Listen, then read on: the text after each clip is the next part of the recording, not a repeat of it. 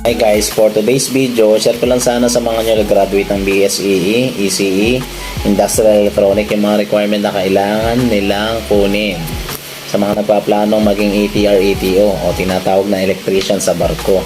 Number 1, kailangan mo ng passport. Number 2, kailangan mo ng Seaman's Book.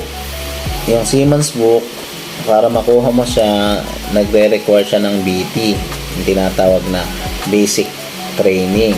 Yun yung requirements para ma-file mo yung Seaman's Book mo. And then number 3, kailangan mong gumawa ng mismo account sa Google. Number 4, kailangan mo ng SCRB, yun yung Survival Craft and Rescue Boat Training. Tapos since tanker ako nagsimula, kailangan ako ng BTOC, yun yung Basic Tanker and Oil Chemical Tanker. SDSD, Seafarer Designated Duties.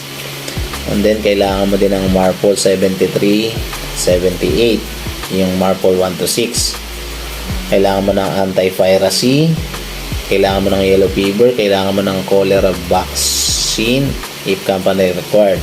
Sa ngayon, nagre-require na rin sila ng COVID-19 with yellow card.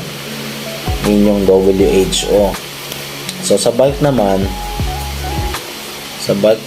yung BTOC lang nawala dito sa mga nabanggit ko kasi since di naman sa tanker, yung BTOC lang ang wala. And then sa passenger and cruise, yung crowd and crisis lang ang nadagdag. And then wala din siyang BTOC dahil hindi naman sila tanker.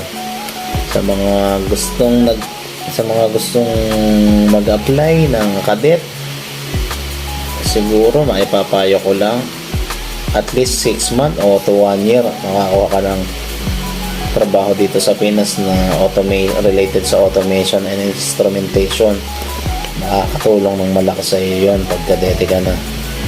At yung mga ibang machinery, sa barko mo na lang matututunan.